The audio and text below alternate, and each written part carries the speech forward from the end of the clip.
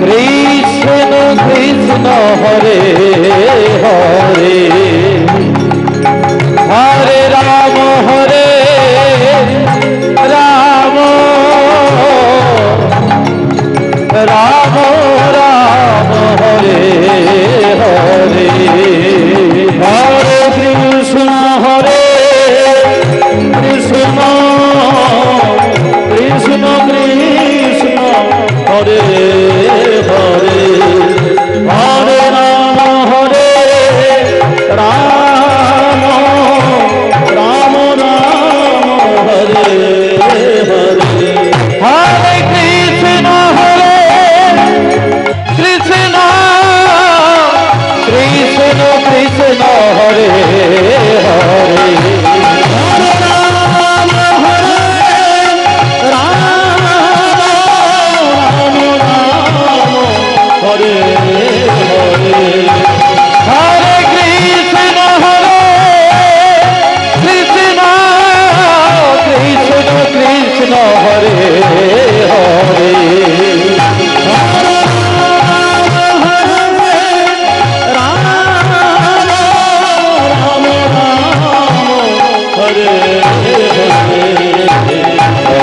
Krishna Hare Krishna Krishna Krishna Hare Hare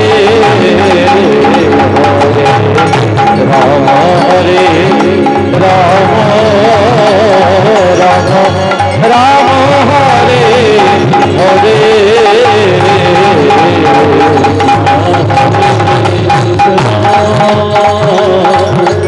Krishna Krishna Hare Hare Hare Rama Hare Rama Rama Rama Hare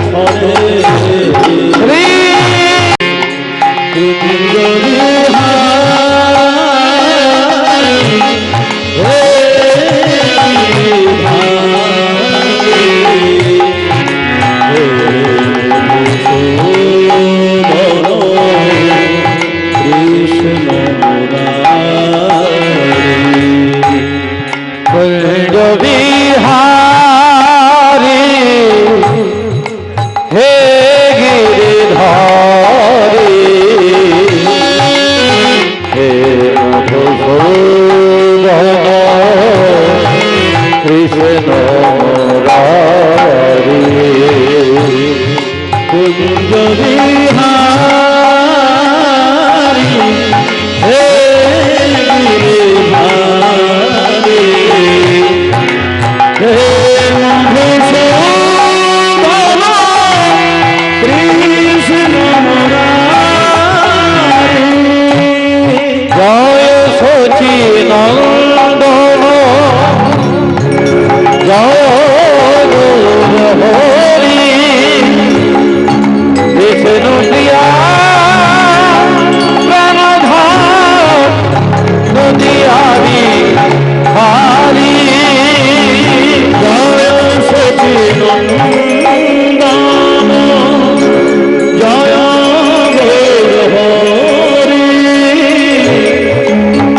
Shri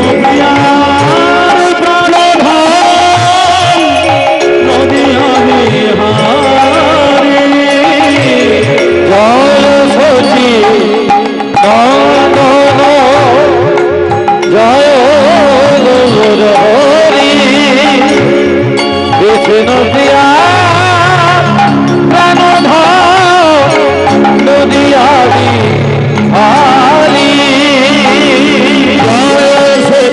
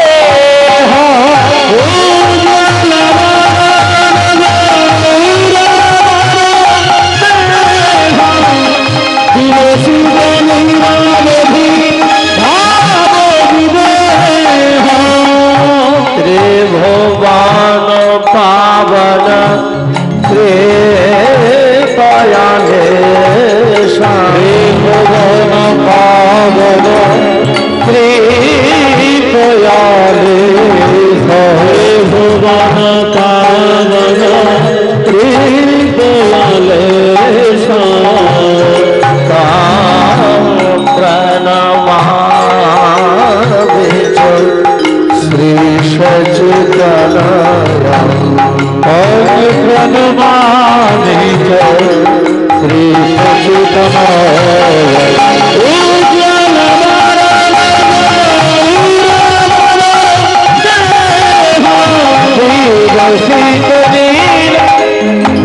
भाव विदेह भाव विकार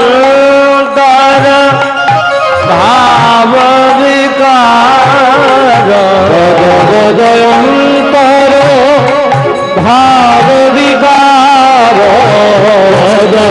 जयंतर भाव विकार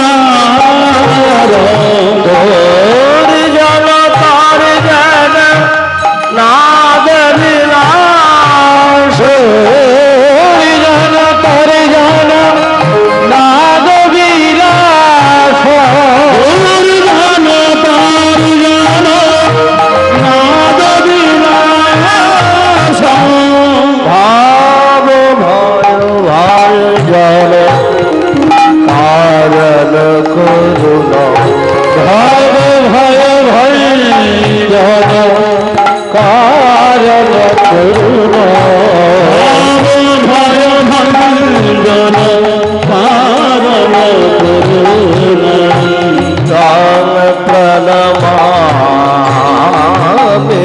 च श्री सच्चिदानंद प्रणमामि च श्री सच्चिदानंद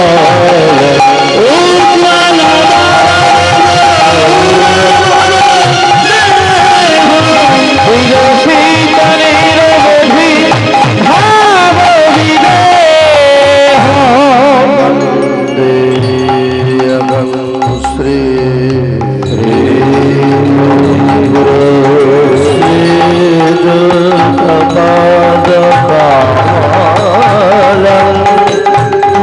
श्री गौरण वैष्णवांश श्री रूप शास्त्र जात जात भगवान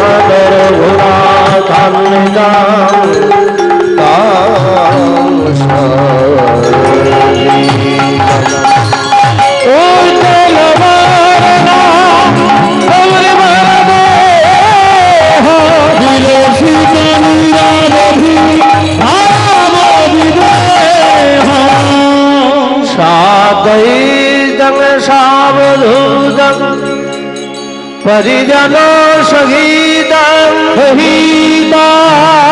कृष्ण चैतन्य देवं कृष्ण चैतन्य देव श्री राधा कृष्ण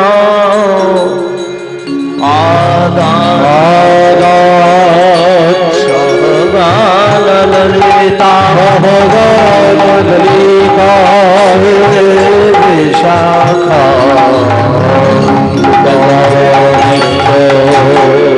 आनंद लीलामय विग्रहामय विग्रहाय दिव्यक्षर सुंदराय सुंदराय रस वै महाप्रेम रसप्रदाय रसप्रदाय चैतन्य चंद्राय नमो नमस्ते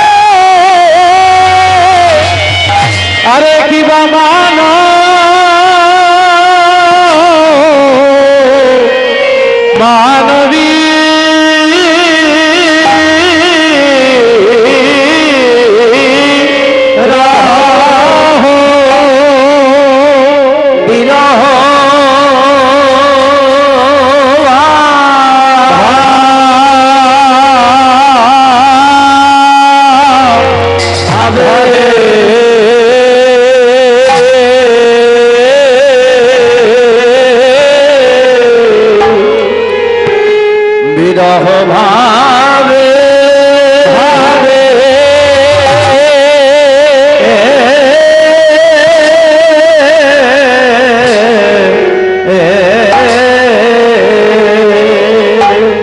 প্রভু রামা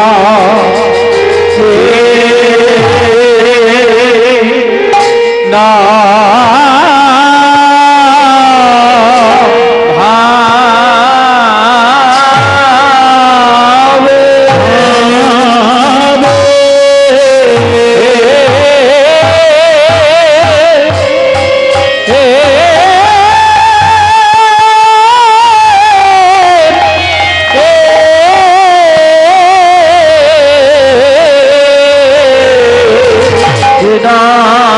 ভাবে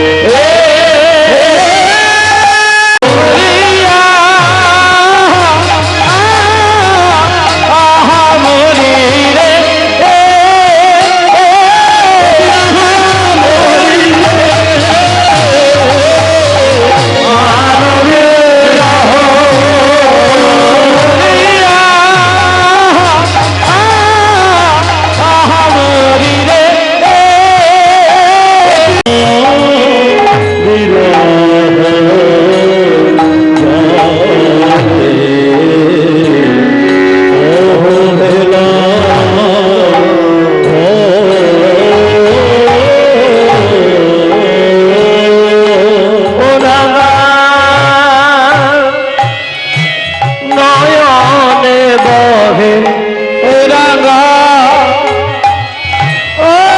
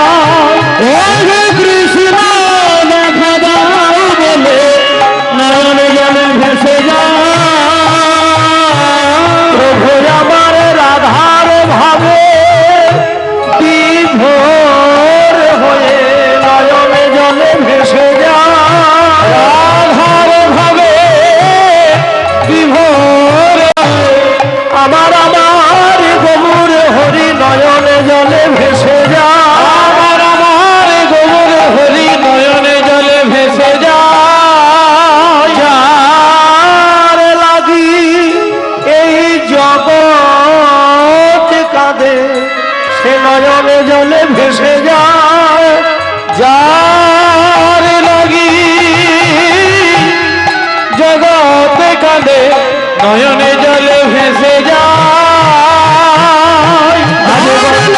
জগৎ কাঁদে নয়ন জলে ভেসে যায় রাধার ভাবে বিভোর হয়ে জলে ভেসে যায় ভাবে বিভোর হয়ে নয়নে জলে ভেসে যায় বিভোর হয়ে নয়ন জলে ভেসে যায়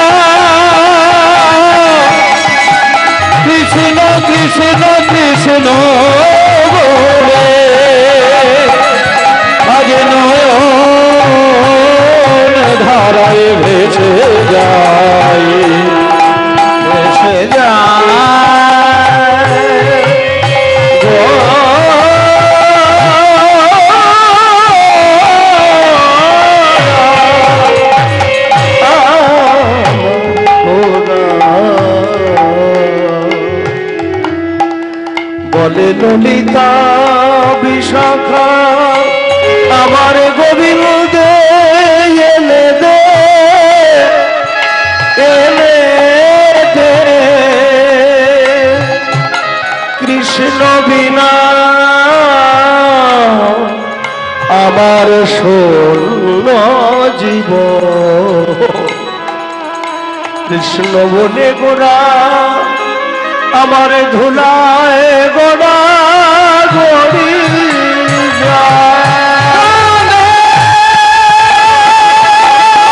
যাই গৌর হরিব গোড়া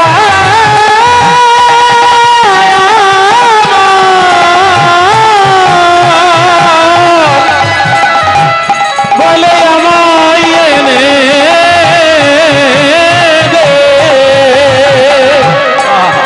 প্রাণ বল্লভে এনে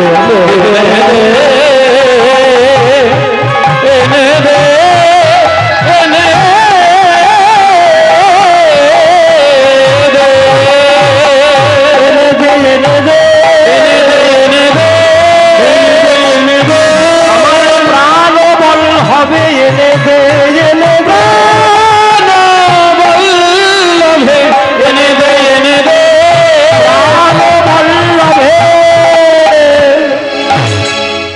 অদর্শনে প্রাণ কাঁদে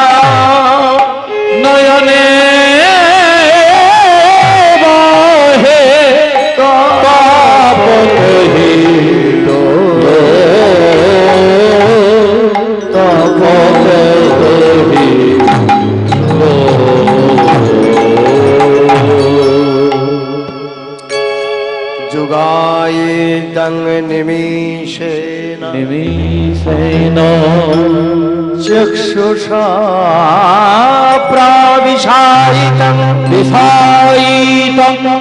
शून्यायितं जगत् सर्व गोविन्द विरगे नमे गोविन्द विरहे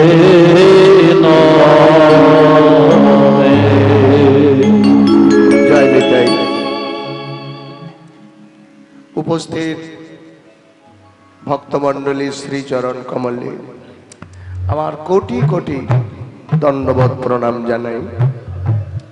মহাপ্রভুর কৃপায় আজ আমরা এই হরিসভায় সংকীর্তন লীলারস আস্বাদন করার সৌভাগ্য পেয়েছি। বড় আদরের ধন। আদরের ধনটা কি? কার আদরের ধন? না, মহাপ্রভুর আদরের ধন এই লীলা কীর্তন। বড় ভালোবাসতেন মহাপ্রভু। এখন কীর্তনের অবস্থা খুব খারাপ। আমি কোন দিক থেকে দাঁড়িয়ে কথাটা বলছি আপনারা হয়তো বুঝতে পারছেন।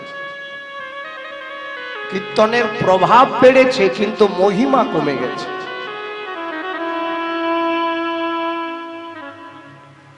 লক্ষ লক্ষ কীর্তনের আসর হচ্ছে, কিন্তু যে কীর্তন মহাপ্রভু ভালোবাসতেন, যে কীর্তন মুনি ঋষিরা আমাদেরকে দিয়েছেন, যে কীর্তনের প্রভাবে মানুষ ঘর ছেড়ে পথে নেমেছিল, সেই কীর্তনের সংখ্যা নিতান্তই কমে গেছে।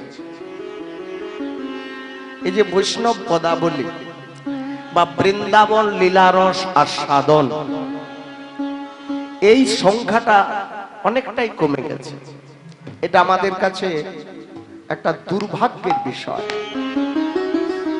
যে আমরা জানি কীর্তন মানেই এখন একটা অন্য ব্যাপার, একটা বিনোদনের অনুষ্ঠান। আর 5টা অনুষ্ঠান যেমন, কীর্তনও তেমন। তা কিন্তু নয়, কীর্তনটা শুধু বিনোদনমূলক অনুষ্ঠান নয়। বিনোদনের অনেক নাচ গানের অনুষ্ঠান আছে, কিন্তু কীর্তন একটা ভাবের জগতের, রসের জগতের আনন্দ আস্বাদন। যে আনন্দের এক বিন্দু যদি গ্রহণ করেন তাহলে নরজনম ধন্য হয়ে যায়। এই যে শ্লোকটি বললাম, মহাপ্রভুর নিজের মুখের কথা। যোগায়িতং নিমিষেণ চক্ষুষা প্রাভিশায়িতং বিষয়িতং শূন্যায়িতং জগৎ সর্বং জগৎ সর্বং গোবিন্দ বিরহে নমে।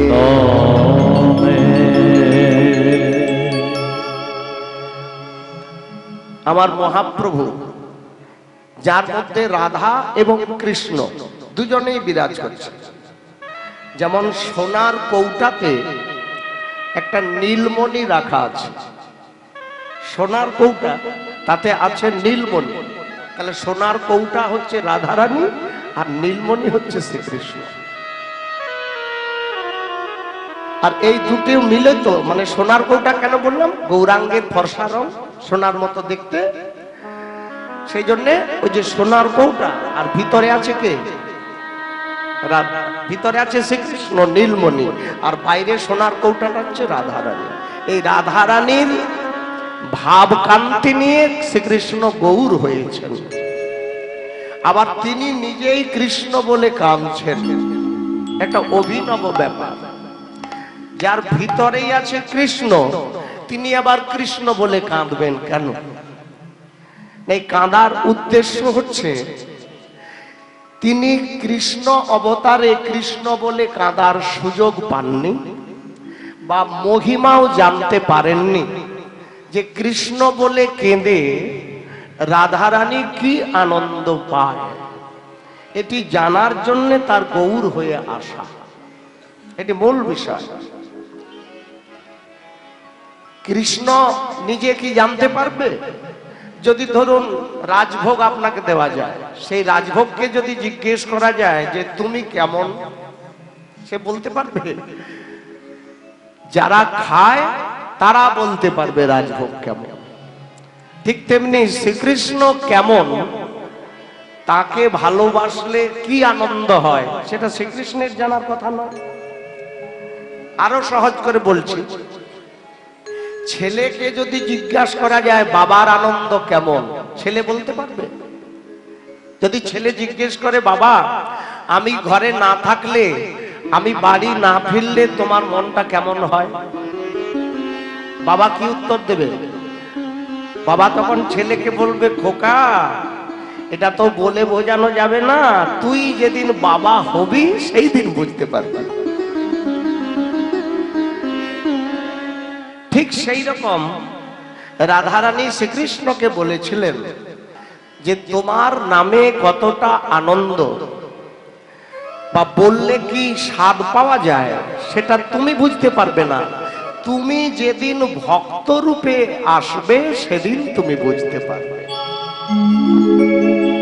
সেই জন্য শ্রীকৃষ্ণ রাধারানীকে আশ্রয় করে এই কলির জীবের ভাগ্যাকাশে গৌর চন্দ্র রূপে এসেছেন। এটি বাঙালির চরম পাওয়া যে আমাদের বাংলায় স্বয়ং রাধা কৃষ্ণ দুয়ে মিলে এক হয়ে এই নবদ্বীপে এসেছেন, এটা যে আমাদের কত বড় সৌভাগ্য। আর দ্বিতীয় কথা, দুর্ভাগ্যও আছে। কেন না, সেই গৌরকে আমরা আর ভালোবাসতে পারলাম না। যতটা ভালোবাসার কথা ততটা কি ভালোবাসতে পেরেছি আমরা? এটা আমাদের দুর্ভাগ্য। বা মহা ভালোবাসা মানে কি শুধু প্রণাম করলেই ভালোবাসা নয়, ভোগ দিয়ে দিলাম ভালোবাসা নয়। মহাপ্রভু যাতে সন্তুষ্ট সেই কাজগুলো করেছি। মহাপ্রভু কিসে সন্তুষ্ট না, মহাপ্রভু সন্তুষ্ট 5 জনের সাহিত্য নিয়ে। সেই সাহিত্যগুলো কি কি?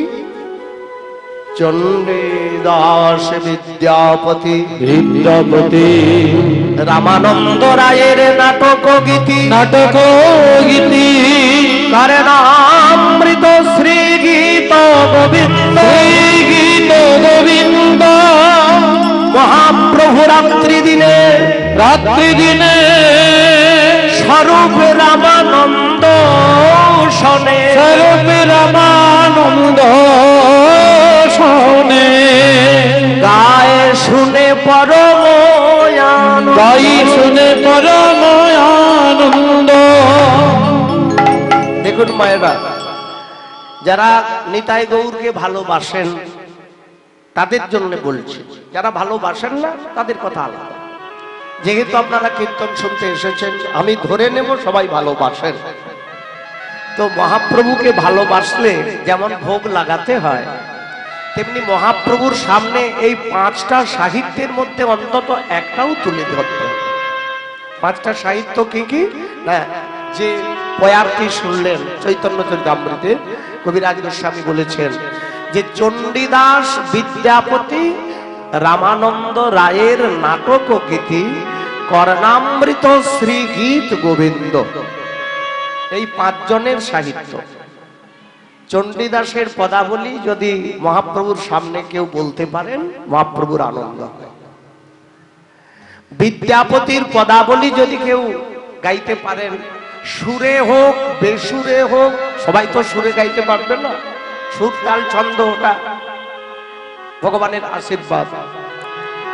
তো যদি নাও হয়, বিদ্যাপতির পদ চণ্ডীদাসের পদ দুটো হলো। রামানন্দ রায়ের নাটক জগন্নাথ বল্লভ নাটকম, তার শ্লোক 3টে হলো।